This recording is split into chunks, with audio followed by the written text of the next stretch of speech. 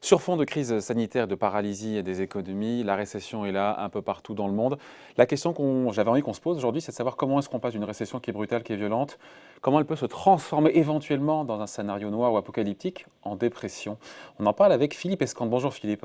Bonjour David. Merci d'être là avec nous en direct sur Boursorama, éditorialiste au Monde. Juste avant de se poser cette vraie question, comment est-ce qu'on passe de la récession à la dépression éventuellement? Il n'y a plus de débat sur le fait qu'on est entré en récession. Aujourd'hui, j'ai envie de dire que ce fait-là est acquis. Le débat, il est sur l'ampleur de la récession. Ce chiffre moyen qui tourne, c'est a priori 5% de baisse du PIB, récession de 5% en France sur 2020. C'est le niveau le plus crédible, même si c'est à prendre avec des pincettes, j'imagine. Oui, bien sûr. Ce qu'on voit surtout, c'est le phénomène instantané, c'est-à-dire qu'on voit que par rapport notamment au premier trimestre de cette année, la chute forcément, elle est très très importante, puisque on a des chiffres qui vont 20-30%, enfin des chiffres très importants. Alors après sur l'année, effectivement, tout dépendra du timing. Et d'ailleurs, pour anticiper sur cette histoire de récession versus dépression, c'est essentiellement le temps qui décide. Ouais. Mais vous avez raison, parce que je dis 5% de baisse du PIB, récession de 5% sur l'année, mais sur un seul trimestre ou sur un ou deux trimestres, quand on regarde en rythme trimestriel annualisé, on va avoir des baisses de 20-30%. Et là, pour le coup, c'est du quasi jamais vu.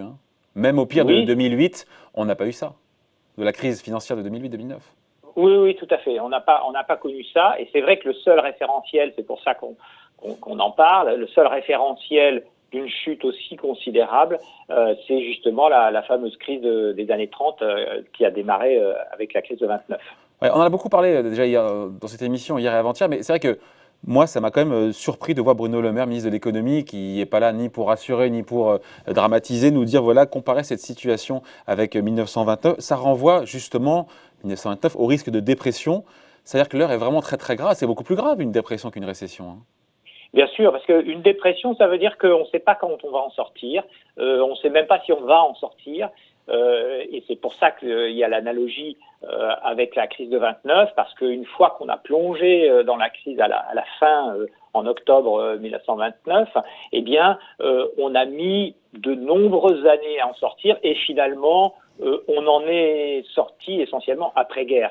Donc ça fait une dizaine d'années, et la dépression, ça se caractérise justement par le fait qu'une fois qu'on est rentré, comme l'ensemble de l'appareil économique est abîmé, est détérioré, et notamment sa structure, son squelette financier finalement qui permet à l'argent de circuler, eh bien là on se retrouve effectivement avec des difficultés qui peuvent s'étaler sur plusieurs années. 3 ans à peu près après le démarrage, en 1933, au moment où Franklin Roosevelt accède à la présidence des États-Unis, eh bien, il y avait 25% de chômage aux États-Unis, et le PIB avait baissé d'à peu près 30%.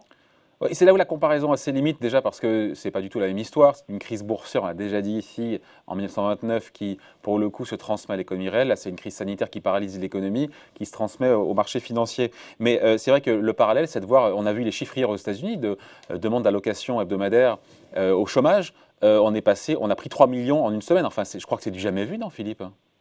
Oui, effectivement. Alors ça, c'est jamais vu dans l'histoire.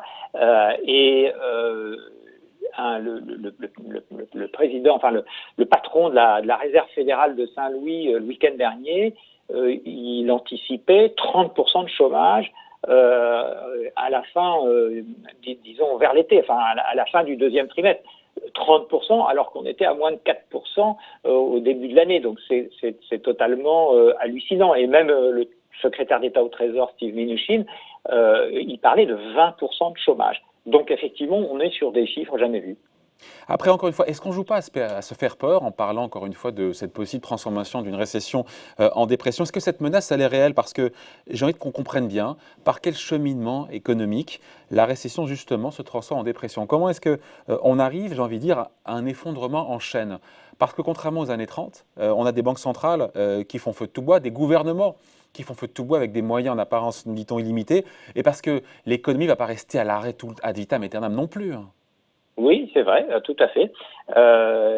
Et mais ce qu'on n'a jamais vu non plus, c'est une économie qui s'arrête instantanément et pratiquement, enfin pas à 100%, parce qu'il y a toute une partie, enfin notamment dans le PIB, il y a toute une partie qui est composée par les dépenses publiques, mais Il n'y a qu'un la tiers qui est à partie l'arrêt. Vous avez vu marchande, l'INSEE, Philippe, l'INSEE a dit hier, je oui, crois que c'était un tiers de l'économie française qui est à l'arrêt. Donc 2 tiers fonctionnent.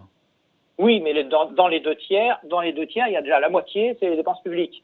Donc, si on veut continuer quand même à créer des richesses et à alimenter, notamment en impôts, la partie la partie de dépenses publiques, notamment les hôpitaux, l'enseignement, etc. Il faut bien que cette économie reparte. Et c'est là effectivement qu'il y a un souci. Alors évidemment, ça n'a rien à voir, parce que, vous l'avez dit, c'est l'économie réelle qui s'est mise à l'arrêt, à la fois du côté de l'offre, parce que les gens sont confinés chez eux, donc ils ne peuvent pas consommer, et du côté, plutôt du côté de la demande, et puis du côté de l'offre, parce que les usines, elles ont arrêté pour les mêmes raisons, et puis aussi parce qu'il n'y avait plus de clients, il n'y a plus de clients pour acheter des voitures, donc les usines de voitures s'arrêtent. Oui, mais comment est-ce qu'on arrive, pardon, je repose la question, comment est-ce qu'on arrive à un effondrement en chaîne? Parce qu'encore une fois, quand on va ressortir, on va reconsommer peut-être différemment, peut-être moins, mais j'ai du mal à comprendre encore une fois que la machine ne réussisse pas à redémarrer. Parce que quoi? Alors, Parce que certains pans de l'économie seront trop délabrés. J'arrive pas à comprendre en fait comment, voilà, en comment, fait, quel est oui. l'enchaînement pour où rien ne redémarre, où c'est l'effondrement. Alors, il y a deux solutions finalement. Soit l'État ne fait rien, et à ce moment-là, pour aider l'économie, et à ce moment-là, sur les 3 mois, il va y avoir des faillites en chaîne, hein, les compagnies aériennes, la moitié des petits commerces, et puis même des constructeurs automobiles. Et il y a beaucoup d'entreprises qui vont être à court de trésorerie et qui donc vont faire faillite. À partir du moment où l'économie repart, quand on aura fini la crise du virus, peut-être cet été, Mais l'État est peut-être là, pardon, après l'été. il y aura pas ces faillites-là, je Alors coupe, voilà. parce que l'État est là pour le coup. Oui, alors l'État est là. Donc ça, c'est l'autre possibilité. L'État est là, ça veut dire quoi? Ça veut dire que l'État, il paye les factures de tout le monde. L'État paye les factures de tout le monde, évidemment, avec son budget. Donc son déficit budgétaire, il est aujourd'hui à 2,5%, par exemple, en France. Eh bien, il va passer à 6-7%. Bon, et donc, c'est au prix d'un endettement considérable. On sait très bien que quand on s'endette, ça évidemment, ça pose des problèmes, notamment en matière de remboursement de la dette, Oui, mais etc. ça, Donc, c'est Philippe, pas tenable sur le long Philippe, terme. on verra Alors ça après, après. Philippe, on verra ça après, j'ai envie de dire, non? oui, on verra ça après, sauf que pour l'instant, donc c'est la Banque centrale donc on passe de l'économie réelle à l'État, et puis de l'État effectivement aux banques centrales. Donc Banque centrale, finalement, c'est le dernier bastion qui protège tout le reste. Donc pour l'instant, il tient de façon très forte. Et il tient parce qu'il a des réserves considérables, et puis il tient aussi parce que comme tous les autres nations du monde ont le même problème, finalement, il n'y a pas de spéculation particulière à attendre qui ferait chuter les monnaies et qui poserait des problèmes pour la confiance du système. Donc la Banque centrale, pour l'instant, fonctionne et peut faire activer la planche à billets sans risquer de faire s'effondrer la monnaie, comme ça avait été le cas dans la crise des années 30. Donc, comme il n'y a pas de crise monétaire, on peut effectivement continuer à fabriquer de la monnaie. Donc cet enchaînement mortifère, Philippe, enchaînement mortifère ne se produit pas, pour les raisons qu'on vient d'évoquer là. Pour l'instant, il ne se produit pas, mais on ne sait pas demain, de quoi sera fait demain. C'est-à-dire que on sait très bien qu'on ne peut pas créer de la monnaie éternellement non plus. C'est-à-dire qu'il y a toujours un moment où il faut qu'en face il y ait des gens qui aient confiance dans la monnaie, sinon c'est tout le système qui s'effondre. Donc c'est une question de timing, c'est-à-dire qu'effectivement, si c'est sur 3 mois, on peut effectivement arriver à tenir.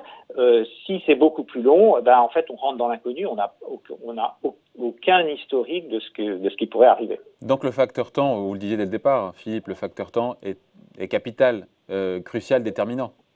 Oui, alors le facteur temps, il est déterminant. On sait qu'avec une crise de virus, forcément, ça a une fin, que la fin ne sera pas très très long, c'est-à-dire que les épidémies précédentes de type grippe espagnole, etc., ça a mis au maximum 1 an, donc on sait que c'est pas très long, mais dans quel état va-t-on sortir? Est-ce que la consommation aussi, est-ce que les gens ne seront pas traumatisés? Est-ce qu'ils consommeront bien? Est-ce qu'il y a un rebond ou pas? Tout ça, ce sont des inconnus qu'on a et qui vont modifier de façon très importante la reprise future. Il y a vraiment une peur, pour le coup, il y a une peur des autorités, des patrons, grands ou moins grands, justement qu'on ne réussisse pas à faire redémarrer la machine? Oui, il y a une vraie peur. Il y a une vraie peur, notamment du côté des grands patrons. Il y a la peur que la machine s'enraye, c'est-à-dire que les chaînes d'approvisionnement, elles sont extrêmement elles sont aujourd'hui très très compliquées puisqu'elles sont mondialisées et leur redémarrage va être extrêmement difficile. Il va falloir les repenser pour les simplifier. Et puis le fait que la crise soit pas tout à fait le même timing puisqu'elle est en train de démarrer aux États-Unis et elle finit en Chine, etc.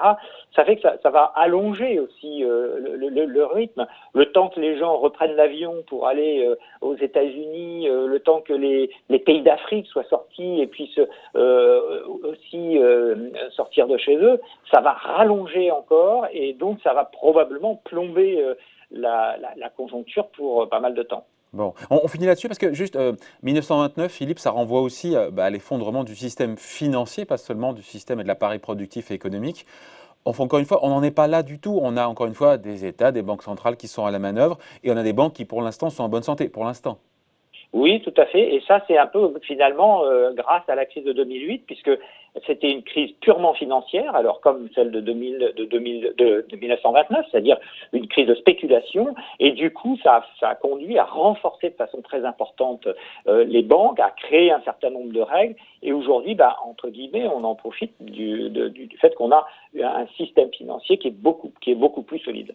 Qui est plus solide, mais en même temps, le risque, c'est que la thrombose, l'atrophie de l'économie, parce qu'on ne consomme plus, on ne produit plus, ou moins en tout cas sur courte période, ça contamine la finance, les banques, via les faillites d'entreprise. C'est ça en fait le cercle, encore une fois. C'est ça. Et la dépression, c'est exactement ça, c'est-à-dire que c'est une embolie, une paralysie du système financier qui vient de l'économie réelle. Alors qui vient, en 29, ça venait de la finance. Aujourd'hui, ça vient de l'économie réelle, mais effectivement, il faut absolument empêcher que le système financier se paralyse. Ouais. Donc on finit là-dessus, on n'en est pas du tout là. Encore une fois, pardon, c'est de l'économie fiction. Il faut se poser ces questions, mais on n'en est pas là du tout. Aujourd'hui, on en est récession grave. On n'en est pas là du tout, et c'est pas le scénario le plus probable. Bon, voilà. Merci en tout cas. Explication signée Philippe Escande, éditorialiste au Monde. Merci beaucoup, Philippe. Bon week-end. Merci, David.